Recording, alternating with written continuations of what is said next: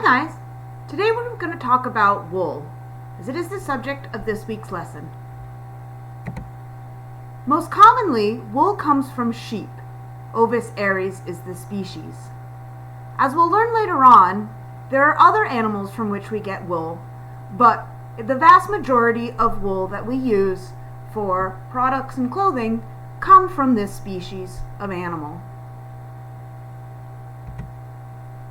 There are many breeds of sheep, just like there are many breeds of dog within this species. However, one species stands out amongst the rest, and that is the merino sheep. Merino sheep are the most widely raised sheep breed for wool in the world. This breed is quite old and was originally bred in Spain. This sheep breed also has been crossbred with many other sheep because it has superior properties in its wool. The wool from merino sheep is very soft, and the fibers are as fine as those from cashmere, making it the most popular breed of sheep for wool.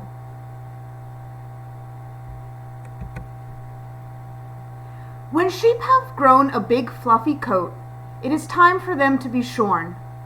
Farmers harvest wool from their sheep by shearing them, or giving them a haircut. Typically, sheep grow their wool all winter long to keep warm, and then are shorn in the spring when the weather starts to get warm. The sheep are not harmed in the shearing process, and will not shed their wool otherwise. If a sheep is not shorn, they will be uncomfortable in the summer heat, develop health problems, and could potentially die if neglected for too long.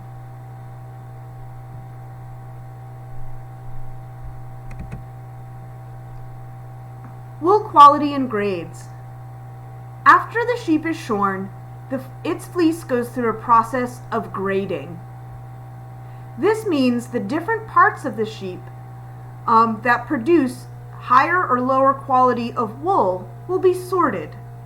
For example, the head and neck produce the highest quality of wool, where the rump wool is lower and potentially very dirty. Medium grade wool comes from the main part of the sheep. Sheep produce the best wool in the first 7 years of their life, after which their wool can lose some luster, softness, and pliancy.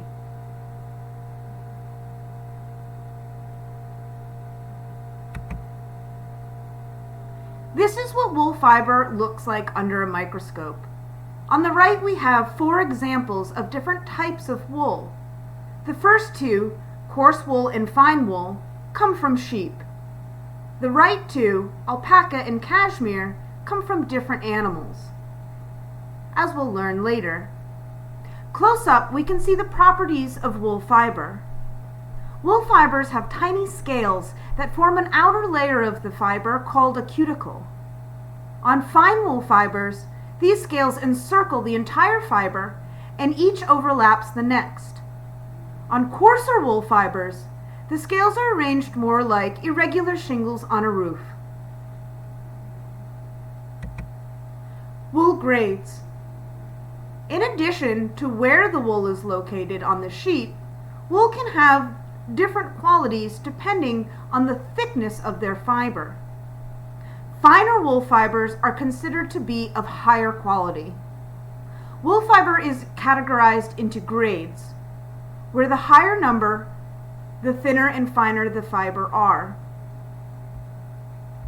These are 2 different charts that measure out different grades of wool.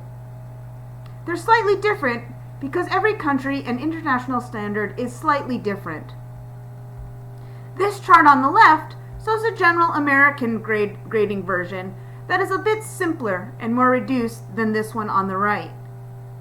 But each one assigns a different grade to the wool fiber based on its diameter. The diameter is measured in microns, which we learned before is a very, very small unit of measurement. As we can see, the thinner the fiber, the finer the grade it is. As it gets thicker, the grades change from medium, coarse to carpet. The different Thicknesses of the fiber define the grade, and the grade defines what types of garments and items the wool will be used to make. Over here we can see that only superfine grades are used to make base layers and things like that. Typically, finer grade wool is used for garments that will be next to the skin, whereas larger diameter fibers create medium to coarse grades made for different items and clothing that are not necessarily worn directly next to the skin. Woolen versus worsted wool. There are really two different categories of wool when we talk about them in fabric, and that is the woolen versus worsted wool. On the right, we can see a yarn made from woolen yarn and a yarn made from worsted wool. Sorry, a yarn made from woolen wool and a yarn made from worsted wool. When spun, wool yarns will come in two different categories, woolen or worsted. Different wool fabrics are made from either woolen or worsted yarn, and it will have a big impact on how that fabric looks, feels, and behaves. Generally, woolen yarns will create fluffier fabrics. As we can see here, they have little bits sort of coming off. Worsted yarn is much more fine and compact, as we can see here. There's no little fibery bits coming off. So what is the difference between woolen versus worsted yarns? This flow chart shows the journey of wool starting from fleece and ending up in different items of apparel or products. Notice that our worsted wool goes through an extra process that includes gilling, combing, and drafting before it is spun into a yarn. Our woolen process forgoes that extra process. So here we can see on the flow chart, starting with our fleece after it has been shorn and graded into its different parts. So we have our finer parts of our fleece separated from other parts of the fleece. The fleece, once categorized, will then go through a scouring process, which will clean the wool of dirt and debris and get the fibers ready for spinning. Next we go into carding. All wool will be carded, as it will brush out the wool, again getting it more prepared for the spinning and twisting process to create yarn from the fiber. Woolen yarns will go directly from carding into our spinning and twisting, where the worsted process will go through this extra processes before being put into yarn. From the yarn, we form our fabric by either weaving or knitting or turning into carpets, which does not undergo a knitting or weaving process. Let's look a little closer at worsted wool. Worsted yarns are spun from longer fibers of wool that are typically 3 to 6 inches long. The combing process is probably the most important aspect of the extra process that worsted wool goes through. The combing process is necessary for worsted wool as it combs all the fibers to be parallel to one another. This is needed to achieve the clean, dense, and smooth yarn typical of the worsted yarn. Worsted yarns are typically 2-ply and are more tightly twisted than woolen yarns. Fabrics made from worsted yarns are smoother, thinner, and more expensive than those made with woolen yarns. On the right here, we can see 2 images of worsting processes, of the combing process as part of the worsted yarn process. We can see the ancient technique of combing down here, which was done by hand to prepare the wool for being spun into worsted yarn. And here we can see the modern day equivalent, much more bigger and much more complex. But in here, we are getting a big brush that is combing the wool to create those nice parallel fibers ready to be spun. Woolen wool. Woolen yarns don't go through this extra process that includes combing that worsted yarns go through.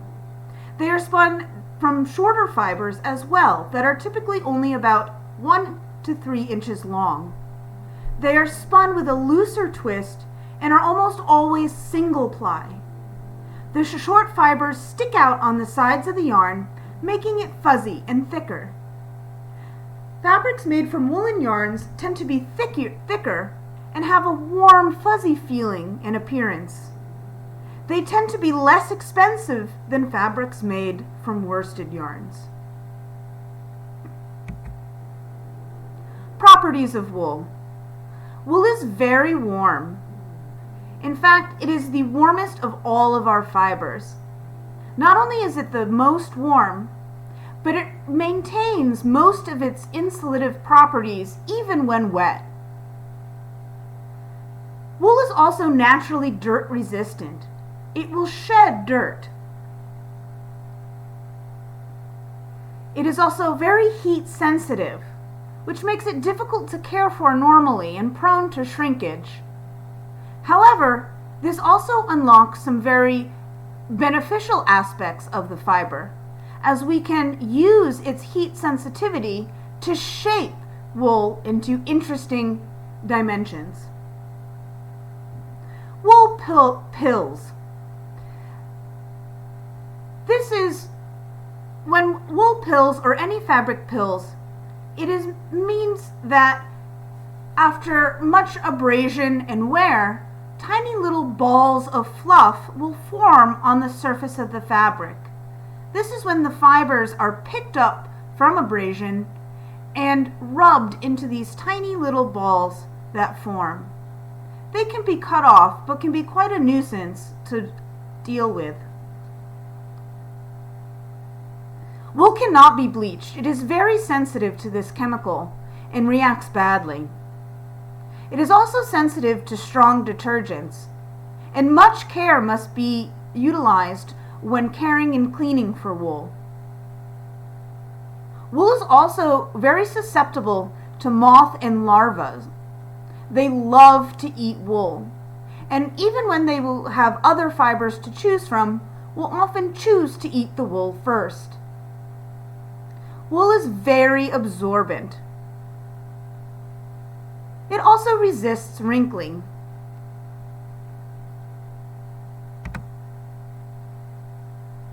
Identifying wool, the burn test. As we learned in our section on cotton, burning a piece of fabric is a very often utilized method to determine what fiber content that fabric has. Wool is one of the easiest fibers to identify utilizing the burn test, as its characteristics to burning are very unique. However, just like when burning cotton, it reacts similarly to other plant fibers. Wool will react similarly no matter what animal it comes from. So it can be very difficult to tell the difference between a sheep's wool and an alpaca wool just by the burn test. However, all animal fibers will burn the same. All animal fibers are very fire resistant. This means it is hard to burn. You must apply the flame for a long time before a piece will start burning. And when the starter flame is moved away, the flame will often die out and not continue to burn. In fact, people used to have wool blankets in their house to act as fire prevention. They were thick woolen blankets that were meant to be thrown over a house fire in order to put it out. The wool will smother the flame while not burning itself. Wool will curl slightly when burning, and when it does burn, it will have an incredibly strong smell that will smell like hair being burnt. And if you've ever burnt your hair in a curling iron, that is exactly what wool will smell like. In fact, if you'd like to know what it smells like, you can burn your own hair, as we have animal fiber too.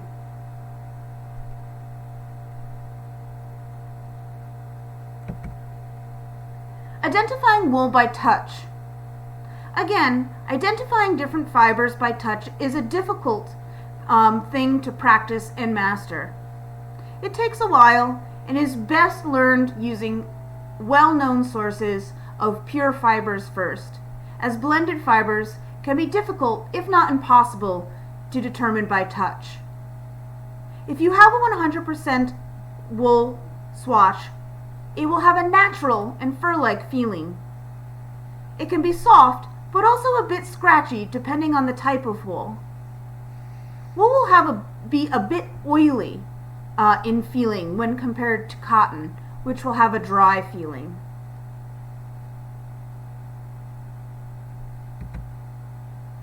Where is wool produced? Although traditionally, the United Kingdom historically has some very significant wool production, today, Australia and China are the world's biggest producers of wool.